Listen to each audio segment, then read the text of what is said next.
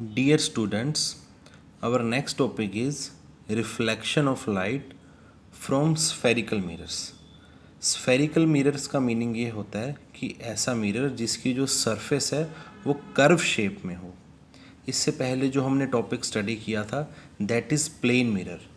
Plane mirror जो हम हमारे ड्रेसिंग टेबल पे लगा हुआ देखते हैं दैट इज़ प्लेन मिरर।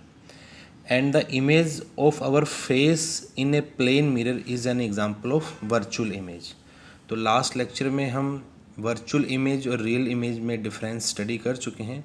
अभी जो हमारा मेन टॉपिक है स्फेरिकल मिरर्स, तो उसकी सिंपल सी definition, a spherical mirror is that mirror whose reflecting surface is the part of a hollow sphere of the glass. Like आप एक स्फीयर लो glass material का, तो उसमें से ये जो थोड़ा सा पार्ट अगर हम कट कर लें तो ये जो बनेगी structure that is called spherical mirror. अब स्फेरिकल मिरर के टू टाइप्स हैं। जो ये हमारा फर्स्ट है ये हमारा है कनकेव मिरर। कनकेव मिरर में जो रिफ्लेक्टिंग सरफेस होती है वो अंदर की तरफ होती है और उसके बैक साइड में क्या है, सिल्वर कोटिंग। अगर आप देखो तो एक मिरर है कनकेव मिरर, इसके बैक साइड में सिल्वर कलर से पॉलिश की हुई है।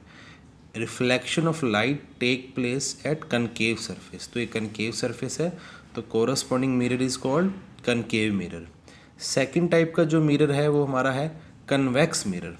Reflection of light at convex surface, तो जो ये वाला साइड है, ये पोर्शन है, ये हमारा रिफ्लेक्टिंग सरफेस है और इसके अंदर की तरफ सिल्वर कोटिंग की हुई है।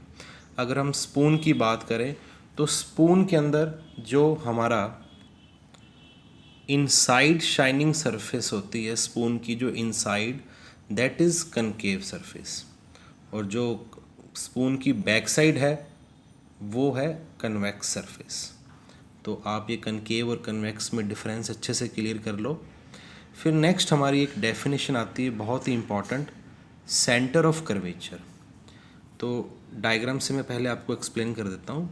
लाइक अगर उसी मिरर को हम एक स्फेरिकल फॉर्म दे दें, उसी मिरर को जहाँ से जिस फेयर से हमने वो मिरर लिया है, वो पार्ट लिया है कनकेव या कन्वेक्स स्फेरिकल मिरर कट करा है, अगर उसको पूरा एक स्फीयर बना दे तो जो एक्चुअल में स्फीयर का जो सेंटर होगा वो ही क्या होगा, centre of curvature of spherical mirror is the centre of the hollow sphere of glass of which the mirror is a part.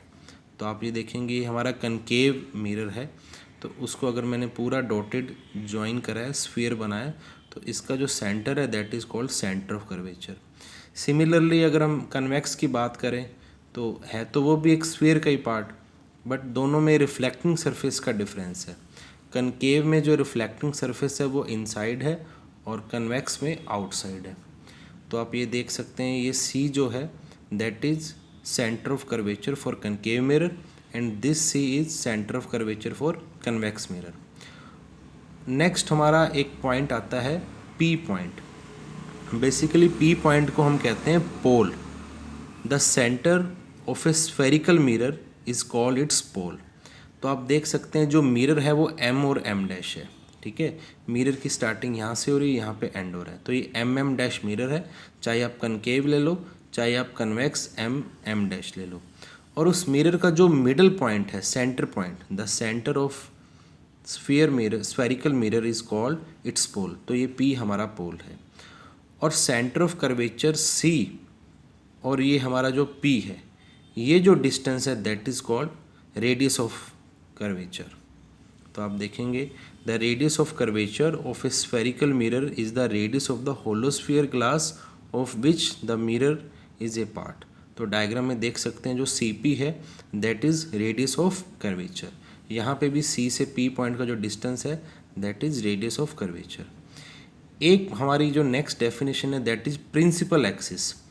तो प्रिंसिपल एक्सिस क्या होता है कि जो सेंटर ऑफ कर्वेचर और पोल को ज्वाइन करने वाली जो स्ट्रेट लाइन होती है सी एंड पी को, दैट इज प्रिंसिपल एक्सिस। तो आप देख सकते हैं ये पूरी की पूरी प्रिंसिपल एक्सिस है यहाँ तक इस कनकेव मिरर के लिए, और ये वाली लाइन जो है ये भी प्रिंसिपल एक्सिस है कन्वेक्स मिरर के लिए। तो इसकी डेफिनेशन क्या होगी, the straight line passing through the centre of curvature and pole of a spherical mirror is called its principal axis. तो जो स्ट्रेट लाइन है that is called principal axis.